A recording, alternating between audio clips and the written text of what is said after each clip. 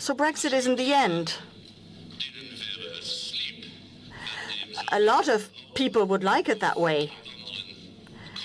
Even people on another continent, where the newly elected US president was happy that the Brexit was taking place and has asked other countries to do the same. And if he goes on like that, I am going to promote the independence of Ohio and Austin, Texas, in the United States of America. Hey everybody, Josh Sigurdson of World Alternative Media here, and of course we're joined by author and economic analyst here at WAM, John Sneisen. Now, a story out of express.co.uk. Headlines reads, EU could break up the US. Juncker in jaw-dropping threat to Trump over support for Brexit. Now, this really shows the delusion of these globalists. In the article, it mentions, in an extraordinary speech, the EU Commission president said he would push for Ohio and Texas to split from the rest of America if the Republican president does not change his tune and become more supportive of the EU. The remarks are diplomatic dynamite at a time when relations between Washington and Brussels are already strained over Europe's meager contributions to NATO and the US's leader's open preference for dealing with national governments. A spokesman for the bloc later said that the remarks were not meant to be taken literally, but also tellingly did not try to pass them off as humorous and insisted the EU chief was making a serious comparison. Absurd. It goes on to say, they are by far the most outspoken intervention that any senior EU figure has made about Mr. Trump and are likely to dismay some European leaders who were hoping to seek a policy of rapprochement with the most important ally. So this, as I mentioned, is just showing the absolute delusion of these globalists who are going down so hardcore, whether people like it or not.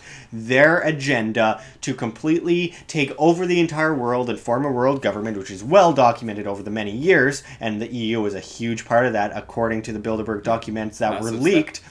It is just insane that these people have gotten to the extent, it's kind of like John McCain going, everyone that disagrees with me must work for Vladimir Putin. In this guy's case, everyone who doesn't believe in globalism, well, we're going to destroy you with our iron fist.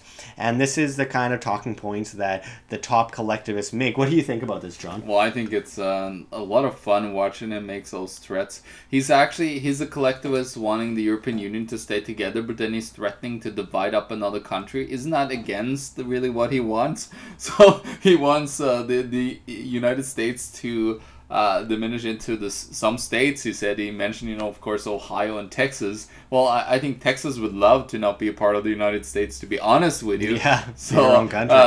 I don't know if that's really a threat. It's just him trying to say something. He doesn't really know what to say because he's shit scared because his salary is on the chopping block. He and his whole Europe, the Fourth Reich, basically, that the European Union is. Now they're falling apart big time. They have massive amounts of debt everywhere. Everybody is just collapsing. All the countries are just going into massive amounts of debt, and they're in desperation mode. I mean, look at the fact that these people have had enough of these unelected bureaucrats in Brussels that are given their daily orders by the EC, and everyone can see right through it. And isn't it interesting that one of their biggest fear-mongering points, their talking points, is trade? If it weren't for the EU, trade would fall apart. Yet they're threatening their biggest trade ally, saying we are going to cut off ties, we're going to break you guys up, we're going to destroy you. And that is basically going against their... before the European Union. Like, come on. Yeah, I know. Independent trade, competition, innovation, that's where things are. Independent sovereignty from these massive globalist states that regulate you to death and cause so many problems. The shipping ports in Britain are a great example of that. You know what? Juncker is nothing else but communist and socialist clothing. That's all that he is. Which is the ultimate plan socialist. He's a scumbag, Josh. He's a scumbag. Just to touch upon, what Josh recently did. said to the globalist Prime Minister of Canada. But, yeah. I mean, it's so insane the lengths these people are going. They are in desperation mode, which tells us one thing and one thing only. We are winning. We are taking down these globalists one step at a time, constructing top to bottom, and we're doing it successfully through word of mouth, through information, through just common knowledge as these people scramble to make up for and compensate for this destruction of their end game. And it's like shooing snakes from a snake den. They scatter everywhere, but eventually they come apart. And this is coming apart at the seams, and I couldn't be happier to see it. The end goal for me obviously isn't nationalism, but I do believe that it's globalism first, nationalism second, then the more locale, and then into individualism. Voluntarism. Voluntary free individuals interacting between each other, and then the true democracy comes out of free market capitalism. People voting with their dollar for what they want, and no one coerces anyone. Everyone is voluntary. Everyone can do whatever they want as long as they're not victimizing others. And if you want a society that's different from another, you can have that under the private contract. But what is happening to the EU is a beautiful sight. They are going down, and they're going down hard. And don't say that we didn't tell you so. That we talked about this before, and absolutely. It's coming to fruition right now, with, of course, the desperacy of Jean-Claude Juncker and his all unelected elitist politicians over there in Luxembourg, in Brussels, sorry. That's all. Like,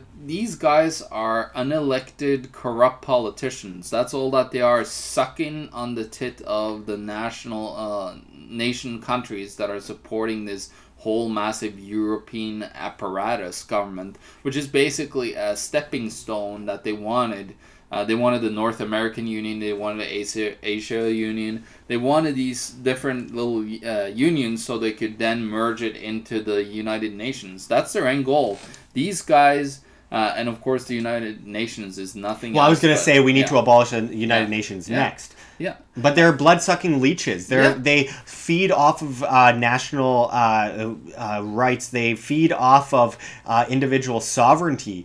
And what's interesting is that, like, we've done a video in the past just breaking down all the branches of the United Nations and how they affect each country. They have gotten their tentacles into everything that we know today, everything governmentally, and globalism.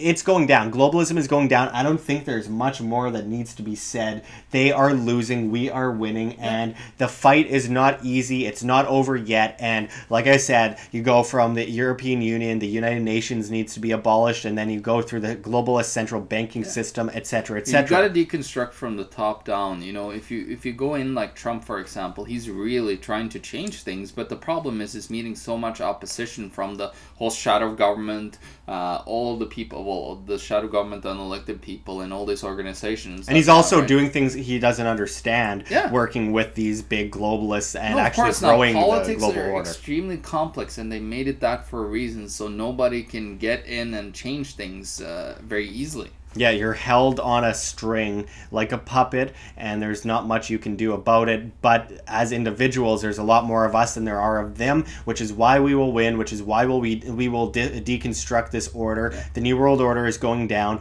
and individual sovereignty will prevail. So until next time, always win. Sorry, Josh. Until next time, check the links below. GoFundMe, Patreon. We can't do it without you. Any donation is very much appreciated. And of course, check our address for Bitcoin in the description and the comments, as well as on the screen for you to scan if you so please.